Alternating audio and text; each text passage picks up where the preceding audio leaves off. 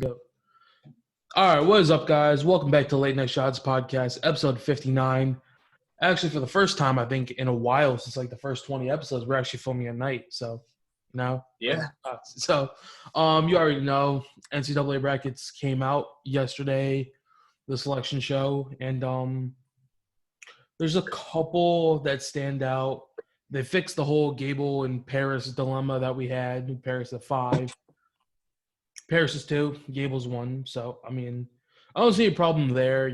Obviously, we're going to take a look at the entire bracket. Some key things that stand out to me just to start are Andrew Gunning at a 32 seed from UNC. Obviously, I think he gets past Tay Dolly from Campbell. But, Gable Stevenson isn't exactly the best straw in the round of 32. So, he's obviously going to get wiped there. And he's going to be back on the wrestle backs. But I think he can win maybe 1 or 2 matches there.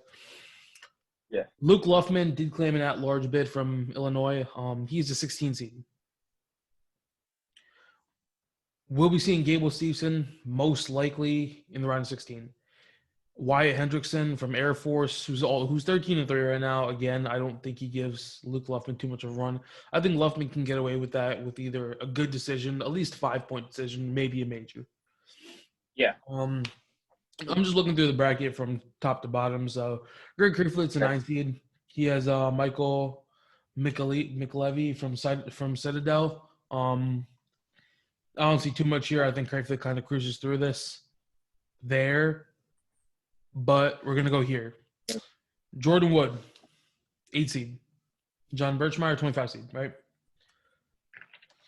This is going to be a lot closer of a match. I think I have Jordan Wood cutting it away because he's just so technically sound there, and he's probably going to win like maybe a 3-0 decision here.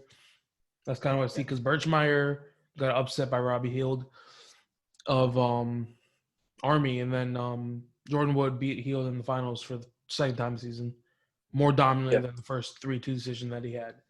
So, obviously I'm having Greg Kirkfleet winning his round 32 and Jordan Wood winning theirs. This is a rematch of the U23 trials finals where Kirkfleet had dropped Jordan Wood on his head. Yeah. So, the problem here, if Kirkfleet gets stuffed on the shots, he's going to lose because I don't see him getting out from bottom on Jordan Wood the way he's been performing on bottom. If he does, he wins the match. If he gets out from bottom, he wins the match no matter how bad his shots are. He's simply going to lose 1 or 2 shots. And he can go upper body with Jordan Wood, and he knows that. Right? Yeah. Okay. Yep. So, I'm going to take Greg Kirkfleet personally to take this. I think it's a 5-3. I think it's a 1-point match. I don't think it's anything crazy. And you obviously, whoever there is most likely going to meet, like 99% chance, is going to meet Gable Stevenson. And that's it. Obviously I'd love to see the Kirk versus Gable rematch, but with Kirk looking like he's still injured and all that, it's probably not going to be that close. Probably majors. Maybe Tex. We're going down the bracket. Tony Cassioppi's a 5 seed. Colton Schultz is a 4 seed, right? Personally, I would switch these just for the time being. I don't know if Colton Schultz is going to perform to that. That's where I kind of get this whole mix up because Colton Schultz may beat him. I don't count that out. Very similar styles. And Cassioppi's offense isn't good enough or fast enough to blow past Colton Schultz like that. Yeah. And we've seen that prior many times. Paris is a power offense. He's not a speed offense. Gable uses everything you have against you, and that's just going to hurt Colton Schultz because he's going to run circles around him. Yes. Cassioppi, I don't know if he can do that. But Cassioppi, again, it's going to come down to a freshman on bottom for the most part, right? Yeah. Tony Cassioppi has Zachary Knight and Ward of Hofstra in the round of 32. Probably dominant one for Cassioppi. They're having like a whole party outside, dude. I really wanted to go to that, but this is more important. So Tony Cassioppi versus Zachary Knight and Ward. Ward can't be counted out with any big moves. Nasty lat drop, but again, Cassioppi can go upper body, and he can do it very well. So I'm taking Tony by pin in this match. I think that's just the way he's been wrestling on top. I don't think Ward can get out from bottom, especially getting ridden out by Jordan Wood as bad as he did in the EIWA semifinals. I think This next match is the biggest round of 32 match in the tournament, except for maybe Robert Howard versus Millie Konzelman. We have Tate Orndorff at a 21 seed versus Christian Lance at a 12 seed. This is where I don't like to see. I don't believe at all Tate Orndorff should be a 21 seed at all. But Yeah. Orndorff beat Luffman. That's really what it comes down to. And Luffman split matches with Lance, so that kind of boots him down a little bit. Yeah. I'd say this is a big toss-up, but the way Lance has been wrestling has looked fantastic. Obviously he got ran through by Kirk, but Kirk probably runs through Orndorff also. So let's just be honest there. Orndorff is a big man. If he can get his hands locked on, if Orndorff gets one takedown, he wins the match. That's all I'll say right there. Yeah. My money's going to be on Lance for this part, right? And then I think Lance versus Cassiope is going to be a very interesting match. That's what I'll say. Yeah. 4-0 last time. I think Lance almost had a takedown. Cassiope hits a funk roll to stalemate in the last couple seconds. It would have been a 3-2 match because Cassiope riding time would have been negated. Okay. No, Cassiope's a very good top rider. Lance didn't get out from bottom, but Lance can get takedowns on, can get to his legs, and we've seen that the first time. And if you can get to Cassiope's legs, there's a good chance you can finish. Not like Seth Gross. We're getting to his legs is only like 10% of the battle right there. Anyone can get to Gross's legs. Not everyone can finish. Very few people can finish. Another big first-round matchups, number 13 seed Brian Andrews out of Wyoming. 6-4 this season, lost to Gannon Gremmel 2-0 in the Big 12 finals. Again, he also has a 2-0 loss to Zach Elam and a 7-1 loss to Matt Stencil. He has Quinn Miller of Virginia there, who placed third, I think it was, at Pac-12 or ACCs, my bad. He was upset by Hunter Kaka, who was the number 2 heavyweight out of the 2020 or 2019 recruiting class, behind obviously Nash Hotmatcher, who was not wrestling anymore, committed to play football in Nebraska. Right. Quinn Miller, I've always said he was kind of overrated, but Brian Andrews is a very good matchup. I do have Andrews coming out from this, and I have Andrews falling to Schultz here, but I think anything can happen there, right? And then the last matchup of the top half of the bracket is John Spalding versus Colton Schultz. John Spalding qualified with not large bid, I'll be honest. Not the greatest performance, not what he's capable of. He lost in the MAC finals to Matt Stencil last year. He didn't make the finals this year. But that is what it is. Anything can happen here. As we move on to the bottom half of the bracket, I'll say there's a lot of seeds I don't like here. First, the biggest one has to be said. Gannon Gremmel is not a 6 seed. Yeah. If he places 6th or higher, I will publicly apologize. But he's not a 6 seed. No, I don't see that happening. No, 2 seed Mason Paris versus Joe Doyle from Binghamton. Do we see anything here? Probably not. I don't think this lasts longer than a minute, to be honest, right? Right. A big toss-up match here, Hunter Kaka from Virginia Tech, who lost in the finals to Deontay Wilson from NC State, and Carter Isley, who qualified with an at-large bid, who was previously ranked number 5 in the country. Yeah. That's huge. Personally, if Kaka looked as good as he did at ACCs, I think Kaka wins this match. It's very close, though. Yes. Right. Another big match. Robert Heald of Army is a 23 seed. Again, maybe could boot him up a little bit. I don't really know where. I think maybe like 19, 18, around that area. Yeah. Deontay Wilson, I don't think should be a 10 seed. I think should be around a 15 seed, 16, 17, which again makes this match a lot more interesting. If Heald wrestles good, he can win this match. The way he wrestled in the EIW finals doesn't look to be able to beat Deontay Wilson. Right. For being as small as Wilson is, he's a brawler rather than a scrambler and scorer. So that's going to be interesting there. The seed I hate the most here, Ethan Laird from Rider at number 7. This dude's like a 15 seed. I don't agree with that. That's first of all. He beat Jordan Wood It just looked like a sloppy match from Jordan Wood, which you don't see from him. That's the thing, right? Yeah. He has Nathan Traxler from Stanford in the first round. Traxler was in 197. I think Bo pinned him in the finals of the Southern. Bo Nickel pinned him in the finals of the Southern Scuffle senior year. Yeah. He's up a heavyweight. A lot of 197s are up a heavyweight for the sole fact that, again, this year off, they haven't had time to train. They really don't want to make the cut for a year. That doesn't count if they don't have a heavyweight on their team, right? Yes. Laird probably wins this match. I think it's a lot closer than people think. Maybe like 3 to 4 point difference. I see probably around a 5-0, 6-0 match there. Yes. No, Sam Schuyler of Buffalo versus Gannon Gremmel. Gremmel escaped the bullet here. You don't want to be that 6 seed who drops the first round. Sam Schuyler, I hate to say he's not that good. Yet Gremmel probably runs the table with him. Probably majors, maybe pins. Right? A big one here, Zach Elam on the 11 seed. One of the top 5 highest finishers, I think, returning. Blood round finish, lost to Trent Hilger 1-0.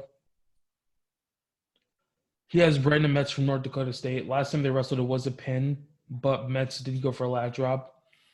I see Elam winning this one. I see Elam getting revenge against Gannon Gremmel in the round of 16.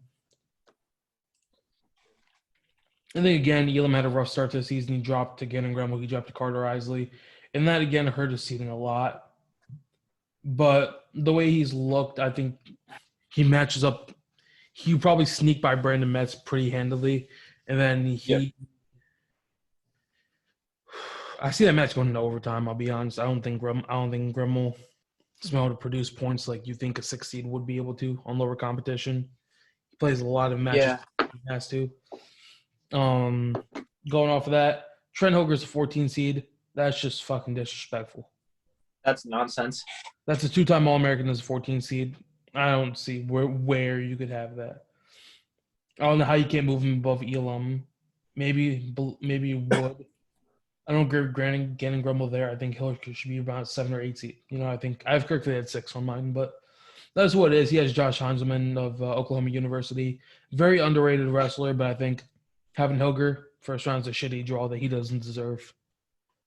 Yeah. That's really what that is. I think if you match him up with a guy more like Gremmel, Traxler, Heald, maybe a better outcome for him. Our last match of the first round, Austin Harris from Oklahoma State qualified with that large bid. And the biggest dark horse of this tournament, Matt Stencil from Central Michigan. Yeah. Stencil wipes the floor with Harris. I'll be completely honest there. Most likely pins him pretty quickly. Nation's pin leader 2 years in a row. He can score, he can pin you, and he can scramble. And he's huge. Yeah. And he has insane defense. I remember I reposted that thing to my story of Matt Stencil that I believe that you had posted, and my lifting coach responded with that guy squats. Dude's fucking massive. Dude can hit the full splits too. Yeah. Yeah. It's impressive. You saw the match against Mason Parrish, right? So going to our second round of this tournament, where do we see guys falling? I think we'll assume that Gable Stevenson takes out Luke Luffman there, right? Obviously. Yeah. I have Greg Kirkfleet taking out Jordan Wood, and I have Gable taking out Kirkfleet. I'm not going to say what is by, but I think he does take him out this season. We have Cassiope at a 5 seed, who I think I'll say he sneaks past Lance just because he's kind of proven himself to be there. And Lance is not a guy who's going to put you in awkward positions a lot. Lance is a guy who's going to stay technically sound, and he's going to score his points. And he's gonna hand fight there with the guy as big as strong as Cassiope is. So I have Colton Schultz taking guys Ron Spalding. I have him taking a narrow one over Brian Andrews. Then I hate to say it, but I really do think Cassiope is going to pull out against Schultz. I'll root for Schultz, but yeah, I mean, Cassiope's pretty. I don't know where to take Cassiope. I could very well see Schultz shutting down. And you have to consider, against a guy like Schultz, all Cassiope's upper body technique that he knows doesn't matter. Not happening. That's again, Sam Stoll versus Adam Kuhn. Sam Stoll is a fantastic Greco wrestler. People forget. Going up against Adam Kuhn doesn't help. He does the thing you do best, but he does it better. Yes. You know, and that's just kind of rough. I will take Cassiope in this match because I think Cassiope can attack the legs, may just be able to blow through Schultz, but Schultz is definitely superior in hand fighting. Yes. And he has very underrated defense. If you saw the final X match with Colton Schultz and Adam Kuhn, Schultz was moving him around the mat. You know, Gable is That dunking alone. Adam Kuhn around the mat too, but again, doing it in freestyle because he can threaten a lot more things that Kuhn really can't defend that well, being as big and as tall as he is, versus Greco, where you don't have to worry about your legs at all for the most, attacking your legs for that matter. Schultz was using his leverages very well. You know, obviously Cassiope doesn't threaten your legs that much compared to a guy like Gable Stevenson, or even Mason Parris as a volume shooter may come back to hurt him if they do meet in the wrestlebacks, which I think there's a possibility they do. Schultz and Mason Parris. But yeah, we can run right into the semifinals. Gable Stevenson versus Tony Cassiope. Tech fall. Mm-hmm. Yeah. I was at. Yeah. I was watching the Bash Mania podcast that just came out. Gable Stevenson. He was like, "What?" I'll post this clip on Instagram. Actually, right after the podcast is done. What do you need to do to win the Hodge Trophy? Tech fall, everybody. Gable. There's not really going to be any other with the tech fall over. If Gable techs Mason Parris in the finals, there's absolutely nothing that Spencer Lee can do that would be as impressive. Unless it's a sub 20-second pin in the finals. And even that, I don't know.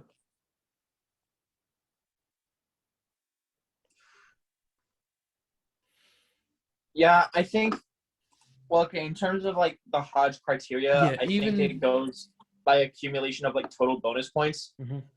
But I mean, it all depends on like you also have to consider there's the most outstanding wrestler given out. Yeah. That's most likely going to go to either whoever doesn't get the Hodge. Right. I can't see any way if Gable tech falls his way through nationals that he wouldn't get the most outstanding wrestler. You know, we've said before, Spencer Lee has an easy weight class. Yeah. Sam Latona is a 2 seed. If Sam Latona can go 7 minutes with Spencer Lee, which I don't think he does, but if he can, and Gable tech falls everybody, you know, Gable straight up said, Chenzo was like, "Why don't you pin people?" He was like, "I'm not a good pinner." And they started laughing. I was like, "Oh shit." I mean, I feel like that's just kind of been like the narrative. I know that you have been saying that, like, oh, if he wanted to pin people, he could. I mean, he's just not a big, you know, again, pitting guys like Christian Repertoire from Michigan State is different than pinning a guy like Mason Parris or Tony Cassiope. Yeah. You know, or Christian Lance for that matter. It's harder to get pins at heavyweight than it is at any other weight class, especially at a high level of the wrestling. And that just goes without being said. But scoring points are harder too, you know? Mm-hmm. Gable's ability to chain wrestle, if he can develop a gas tank, and I'm going to have to assume that he can get his top offense working on Andrew Gunning. He'll get it working on Luke Luffman, and he stuck Luke Luffman in 33 seconds. I don't think it's that fast again. Obviously, Luffman's learned.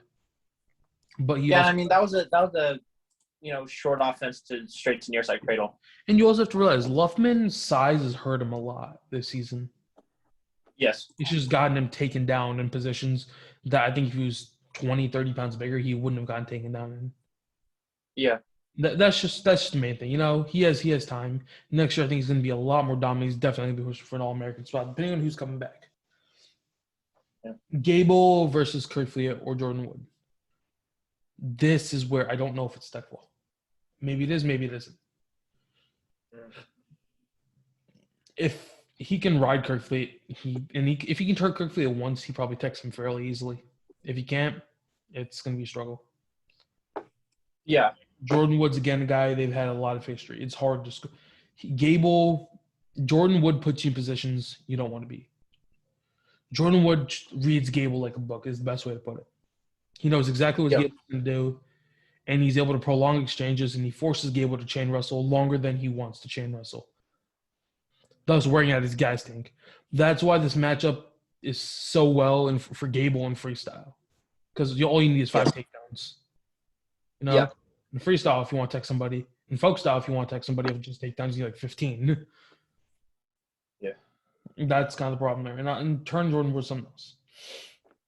You know, again, it's still possible. Cassiope, it comes with the matter is every time he's wrestled with Cassiope in college, has gotten more and more dominant. Cassiope looks to have hit his ceiling for an extent, right? And look at who the practice partners are of all these top guys. Carefully, we went over that. That room is insane. Mason Paris has Adam McEwen to practice with, right? Let's go to Mizzou, Don Bradley, Gable Stevenson. Right. Yes, Tony Nelson. One of the best heavyweights to ever roam this division. Yes. You know, even looking at Nick Guzdaski. Nick Guzdaski has Jacob Casper practice, but Jacob Casper is no slouch. Christian Lance, I think Don Bradley is down there to an extent. Saran Francisco, who's very good. I think Mihan Lopez was up there at a point. Really? I think, again, Lopez because Jordan Burroughs and stuff like that. Nebraska room is stacked. It always will be just because of Jordan Burroughs. Yeah. No, they have Tyler Berger there too. But who does Cassiope have to practice with? Bobby Telford? That's where it kind of comes. Or Aaron Costello. Like, none to them. They're both hell of wrestlers. Bobby Telford was a beast. But he's an old school heavyweight. And if you look at the guys that Iowa's bringing in, Cassiope, Stoll, Telford, what do they all have in common?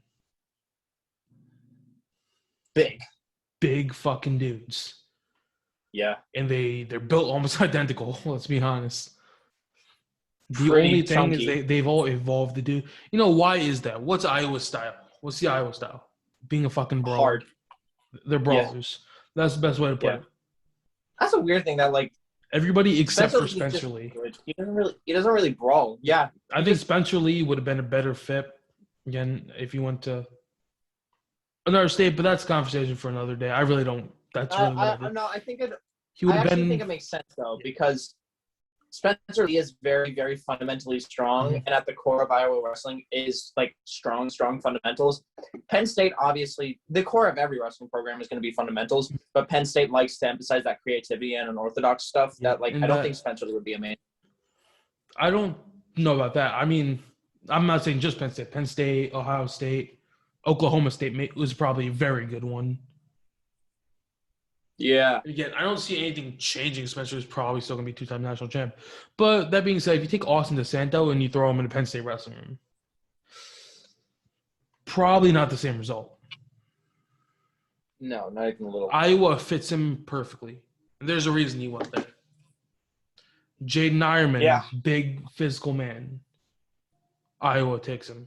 Max Murin, kind of like the unsung hero, but he did tank pretty bad at Big Tens. You know, he can still make a run for the podium. I wouldn't be surprised. That's what I was saying. He qualified? Yeah, he got an at-large bid. But Andrew Alvarez is out. Yeah, I saw that. I think next in line, maybe Bo Bartlett.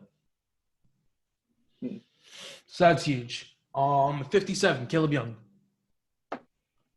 Married to Tom Brand's daughter or something like that, too. Well, that's awkward as hell. Just that being said. The man's scary. That's nerve-wracking. It does. Yeah, he seems like a great dude also. There's nothing bad you can say about him. Same thing with Marinelli. Marinelli's just overhated. I don't like the dude. I don't know why. It's just something about the way he wrestles. I like him. Yeah. The match with Chenzo pissed me off. The match, want a good high crotch. The match there with Chenzo pissed me off. Because he deserved to get thrown there, let's be honest. You come at a guy who has some of the best upper body game. Upper body's not your forte, but you can do it. I mean, you're outclassed in upper body. They were in that position. Marinelli did win the position. The difference is Marinelli picked and chose the spots that time. Marinelli this time came out there with no respect for his positioning and got tossed and paid the price. I was talking to what's his name, Dean Peterson, right? about this the last time we did podcast. These were like a while ago. In fact, I still remember this. Is insane. We were talking about how positioning, right? That wise, you come out against a guy who you know is very sound upper body. It has a great inside trip. It has a great over and under position. It's comfortable there. It has leverage advantage too, right? You come out there with no respect for him, and you don't even try to trip to the right side. You try to trip to the side he wants to throw you to, Yeah. and you got tossed. You pay the price for it. That's on you. Yeah. And you can't say, "Oh, he did this. He did anything great." No, you got yourself thrown in that position. Yeah. You know, he did take down Chenzo with a body lock, but he couldn't finish on it because he was on the wrong side. And that's all that being said, right? Now, again, we get back to the heavyweight brackets, right? Yeah, we're looking here, really. Top half the bracket, you know, I think Gable, if Gable can pin Cassiope, Gable could have pinned Paris. He didn't. Yeah. That one last takedown, he caught him right on his back, and he let him get off his back. Yeah. Gable is excellent playing the mental games. I try to read what he's doing, but you rarely can. It seems like this to me is Gable knows he can stick him now. And Yeah. he didn't want to at Big Tens. Assuming Paris makes the national finals and Gable gets in that position, Gable is going to stick him. Right. I don't see any reason he doesn't. You know, if Gable pins Mason Paris, nothing Spencer Lee can do. Yeah. Is as impressive. The crazy part is people talk about Lee always going to go on to win multiple world titles, anything like that. Hasn't made a world team. You know, neither is Gable, but Gable's beaten Gwiazdowski. Lee hasn't beaten Gilman yet. And that's the crazy thing. Yeah. They're just all saying this based on what he's done. Yet. You know, that's the thing, right?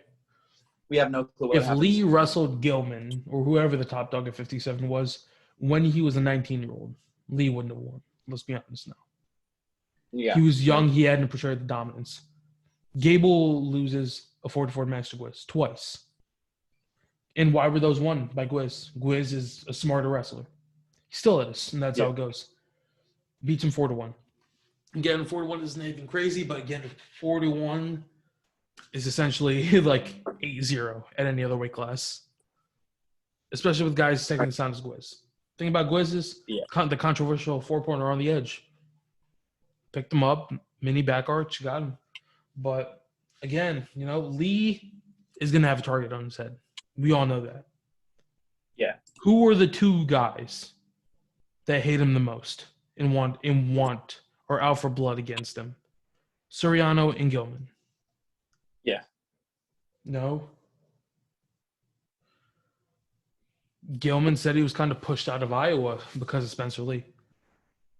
Whether that's true or not, I can't attest to. That's all insider knowledge. But Soriano, if there's one match he could have back, it's that national final. Yes. And that's obvious. Every other loss in his career, except for Gilman and Lee, have been redeemed. Yeah. If he can beat Spencer Lee, I don't see a reason he doesn't. He's on so much of a hot streak that I don't know if anybody can beat him if he beats Lee. Yeah. In the country, that being said, you know. He lost to Seth Gross on that last-second belly whizzer.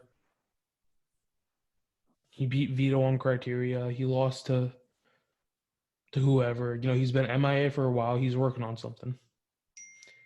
If there's anybody that scares me more game planning wise than Cael Sanderson, it's Nick Sirianni. No. Anyways, you know, I'm getting way off track. Let's hop into the second side of the bracket. Matt Stencil versus Trent Hilger. Stencil's 2-0 against Hilger. Beat him in that match. I think Hilger puts up a fight here. But the way Stencil's been looking, it may just be a major. I hate to say it. Right. That's going to be that. I don't know how that plays out, right? Right. Zach Elam versus Gannon Gremmel. First big upset. 11-6. I think Zach Elam takes out Gannon Gremmel and pushes his way into the quarters. Ethan Laird versus Deontay Wilson. This is the worst round of 16 match possible. It literally pisses me off to an extent. I think Deontay Wilson takes it. Right? Yeah. I think Hunter Katka beats Carter Isley here versus Mason Paris. This is going to be a lot closer than people expect. No, not to Mason Paris, but Katka is fundamentally sound. Yeah. The only way Paris handles him is if he just blows through him strength-wise, which is very possible. Yeah. Yeah. So going on to our quarterfinal matches, I think they are. Matt Stencil versus Zach Elam. It was a 4-1 match last time. Stencil has shown a phenomenal display of defense. Elam got in his legs multiple times. He reverse chest wrapped him, did all this, almost chin whipped him, rolled through his own back. I think Stencil has these guys' number, and he's very comfortable in uncomfortable positions. Right. Deontay Wilson versus Mason Paris. I'm seeing a tech fall for Mason Paris or a pin. Yeah. I don't know how you can go against this, but this match may just be bigger than the finals. The next one we're going to talk about. Mason Paris versus Matt Stencil. They've split matches in their career. Stencil won when it mattered. This is going to piss a lot of people off, but I have Matt Stencil making the finals. Really? Yep. Interesting. I have him 4-1 over Mason Paris. Wouldn't be surprised if it goes the other way, but I don't know. I hate all teams from Michigan equally, so cannot use that against me. Either way, like Stencil, anything can happen from November through February. What happens in March is all that matters. Yes. And who's showing up in March? Not Mason Paris. It's been Matt Stencil. Mm-hmm. Gable Stevenson hasn't shown up in March. No, Trent Hoger has. Gable had 2 shots at Kasarp. Was favored both times. Didn't complete once. Now, whether that's because they're young or now. Mason Paris looks vulnerable after that match. That's all I can say. I think he cruises through the semis. Matt Stencil versus him is a toss-up. More than people want to think. People are just going to discredit him because he's not from the Big Ten. 3rd highest returning All-American. Gable Stevenson first, Jordan Wood second, Matt Stencil 3rd, and Trent Hoger 4th. Right. One's riding the hype, and one looks so solid in positions. Mason Paris is comfortable being a volume shooter. If Stencil, it's not going to be like when Gable makes you pay, he's going to take you down and quick go behind. Stencil will pin you. Yes. If you take a bad shot. Who do you have, actually? Stencil Paris? Yeah. I'm assuming you have Paris. Yeah, just likely. I mean, again. What's your score for that match? Score? Mm-hmm. 4-2. 4-2. Yep. I don't see it being anything high scoring. I think an upset we could see in one of these rounds. I think if Schultz versus Gable happens. I don't think anything crazy happens there. I think Schultz can go 7 minutes. That's really it. I was going to say. If Schultz picks top and rides him pretty good, he can go 7. I don't see that happening. I'll be completely honest. Talking really fast. I don't know why. Yeah.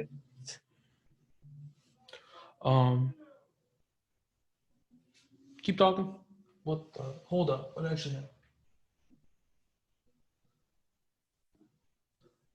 You can keep talking. Give me 1 second. I don't know what's going on. I mean, shit. I don't got much. Bad, guys, I'm in my dorm and somebody started. There was a fight outside. My bad. Yeah. Nah.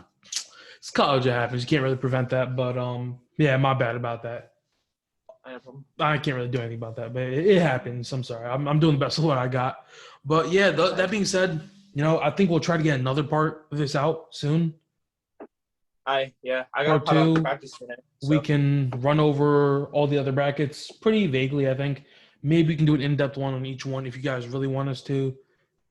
But this is really it for this episode. So any final words, or? each one, dude, like have a 125 episode is just 5 minutes. Yeah, it's Spencer. Who's the dark horse? Anybody on the bottom half of the bracket? But yeah, that That's being fair. said, thank you guys for watching the Late Night Shots podcast. Rocking the Nick Wasdowski merch. Gotta plug that.